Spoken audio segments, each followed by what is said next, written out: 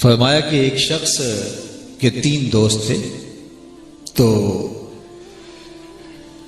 جب وہ مرنے لگا تو اس نے کہا کہ میرا ساتھ دو، تو ایک دوست نے معذرت کر لی کہ میں تمہارا ساتھ نہیں دے سکتا،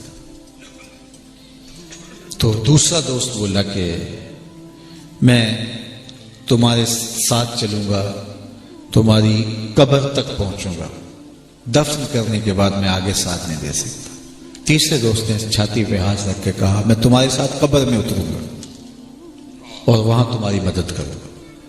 فرمایا پہلا دوست اس کا مال تھا، دوسرا دوست اس کے رشتہ دار اعزا و اقارب تھے، اور تیسرا دوست اس کے اعمال تھے جو قبر میں اتر کے اس کی مدد اور اس کی نصرت کرتے ہیں۔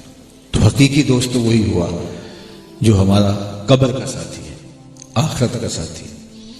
تو اصل زندگی آخرت کی زندگی ہے، اور جس نے آخرت کی زندگی کو خوبصورت بنا لیا، یہ زندگی کی خوبصورتی آخرت کی خوبصورتی کی ضمانت بن جاتی ہے۔ اس کی نفی نہیں ہے، میں پھر بار بار کہہ رہا ہوں کہ نفی نہیں ہے۔ حضور علیہ السلام تشریف لائے تو ایک صحابی کو دیکھا کہ وہ سخت کمزور ہے، اس کی کمزوری کو بیان کرنے کے لیے جو حدیث میں لفظ ہیں وہ یہ کہ چوزے کی طرح کمزور، اس کی کمزوری کو بیان کرنے کے لیے استعارتاً یہ لفظ استعمال کیے گئے کہ چوزے کی طرح کمزور تھا۔ تو فرمایا کہ جی دنیا حلم، یہ میٹھا خواب ہے، جب خواب ٹوٹتا ہے تو کچھ بھی نہیں ہوتا، اور یہ خواب تب ٹوٹے گا، باقی خواب جو ہے آنکھیں کھلتی ہیں تو ٹوٹتے، یہ آنکھیں بند ہوگی تو ٹوٹے گا، اور اس وقت بندہ ہاتھ ملے گا۔ میں نے تو خطبے تذکیر میں پڑھا ہے کہ قیامت کے دن نیکوکار بھی پچھتائیں گے۔ بدکاروں کا پچھتانا تو سمجھ میں آتا سیدھا سیدھا، نیکوکار کیوں پچھتائیں گے؟ جب اپنے اچھے اعمال کی جزا دیکھیں گے تو پچھتائیں گے، ہائے جو چند لمحے ضائع کر دیے وہ بھی کیوں ضائع کر دیے، وہ بھی یاد خدا میں گزار لیے ہوتے۔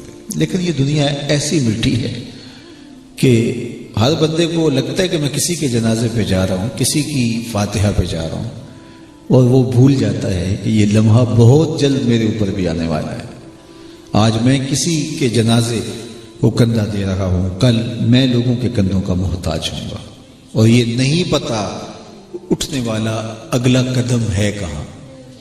فرمایا زندگی اور موت کے بارے میں کیا خیال ہے؟ عرض کی گئی فجر پڑھی ہے، پتہ نہیں ظہر پڑھ سکیں گے یا کہ نہیں، طول عمل ہے کہا، لمبی امید ہے، کہا ظہر پڑھی ہے، پتہ نہیں عصر پڑھ سکیں گے یا کہ نہیں، کہا یہ بھی لمبی آرزوؤں کی کہانی۔ ایک بولا عصر پڑھی ہے، پتہ نہیں مغرب پڑھ سکیں گے یا کہ نہیں، ایک بولا ایک رکعت پڑھی ہے، پتہ نہیں دوسری رکعت بھی پڑھ سکیں گے یا نہیں۔ کہا یہ سب تمہارے منہوں کی باتیں ہیں، میں تو کہتا ہوں ایک طرف سلام پھیرا ہے، پتہ نہیں دوسری طرف سلام بھی پھیر سکیں گے یا نہیں۔ کیا ایسا نہیں ہوتا؟ موت کتنی تیزی کے ساتھ انسان کی طرف بڑھتی ہے۔ ہم کہتے ہیں تم اس کی موت کی خبر سنا رہے ہو، میں تو ابھی اسے سبزی والی دکان پہ دیکھا تھا، لیکن جب موت آتی ہے تو ایک لمحے کا تقدم اور تاخر نہیں ہوتا، سارے کام وہاں دھرے کے دھرے رہ جاتے ہیں، اور موت وجود سے روح چھین لیتی ہے۔ تو قبل اس سے کہ وہ وقت آئے، کوئی حجت نہ رہے، مجھے اور آپ کو اٹھتے ہوئے جنازوں سے، پھیلی ہوئی قبروں سے کچھ عبرت لینی چاہیے، اور اپنے اعمال کی درستگی کے لیے کوشاں ہو جانا چاہیے۔ اصل زندگی آخرت کی زندگی ہے۔ میں اس دنیا کی زندگی کا انکار نہیں کر رہا، لیکن یہ دنیا کی زندگی آخرت کے لیے بوائی کا موسم ہے، آخرت کٹائی کا موسم ہے، یہ دنیا بوائی کا موسم ہے، اسے آخرت کی کھیتی کہا ہے۔ اور بوائی کے موسم میں جو کسان مٹی سے مٹی ہو جاتا ہے، سحری کے وقت اٹھتا ہے، ہل چلاتا ہے، بیج ڈالتا ہے، پانی دیتا ہے، سہاگا لگاتا ہے، جڑی بوٹیاں تلف کرتا ہے، کٹائی کے موسم میں وہی فصل اٹھاتا ہے۔ اور جو بوائی کے موسم میں صبح اٹھا نہیں، ہل چلایا نہیں، بیج ڈالا نہیں، سہاگا دیا نہیں، کلف لگے لباس پہن کے گھومتا رہا، تو بتاؤ کٹائی کے موسم میں وہ فصل اٹھا پائے گا؟ یہ بوائی کا موسم ہے، آخرت کٹائی کا موسم۔ آج جو تخم عمل ڈال لیں گے، کل اس فصل کو کاٹ لیں گے، اور آج اگر ہم نے تخم عمل نہیں ڈالا تو کل سوائے ہاتھ ملنے کے اور کچھ بھی نہیں ہوگا۔ آج کا پچھتاوا کل کی بہتری کا ضامن بن جاتا ہے. کل کا پچھتاوا سوائے حسرت اور دکھ کو بڑھانے کے اور کچھ نہیں. وقت پر کافی ہے قطرہ بھی آب خوش ہنگام کا. جل گیا جب کھیت برسا بھی تو پھر کس کام کا. کہ پھر کیا فائدہ. تو آج میں اور آپ اپنا محاسبہ کیجئے. یہ جو محافل ہیں لوگوں نے تو آج کھانے پینے کے بہانے بنا لیے نا. یہ اس لیے نہیں تھی. یہ شادیاں نہیں ہوتی, یہ اس طرح کی دعوت نہیں ہوتی. لوگ آئے ہیں دور سے چل کے, چلو ان کے لیے کھانا کا اہتمام ہونا چاہیے, پیٹ لگا ہوا ہے, بس اس حد تک ہے. یہ کوئی اس قبیل کی تقریب نہیں ہوتی. یہ عبرت کے لیے ہوتی. یہ اجتماع عبرت کے لیے ہوتی. موت کی تذکیر کا حکم دیا گیا ہے. میں لذتوں کو توڑنے والی کو یاد کرو. عرض کی وہ کون سی چیز ہے جو لذتوں کو توڑتی ہے؟ فرمایا الموت, موت. تو یہ مواقع ہمارے لیے عبرت کے مواقع تھے. ہم سوچتے بیٹھ کے, تفکر کرتے, انفرادی طور پہ بھی اجتماعی طور پہ بھی ایسا ماحول پیدا کیا جاتا کہ ہم دیکھتے کہ ہم نے بھی اس دنیا سے چلے جانا ہے. یہ لازمی نہیں کہ کوئی بوڑھا ہو کر ہی جائے گا. اگر آپ کسی ایسی جگہ پہ ہے جہاں کوئی بڑھاپے میں انتقال کر گیا ہے تو یہ لازمی نہیں. کبھی آپ کو ایسی جگہ پہ بھی جانا پڑتا ہے جو جوانی میں انتقال کرتا ہے. کبھی بچے کے جنازے میں بھی جانا پڑتا ہے. امام غزالی نے کہا معاشرے میں نظر دوڑا کے دیکھو, آپ کو بوڑھے کم نظر آئیں گے, جوان زیادہ نظر آئیں گے.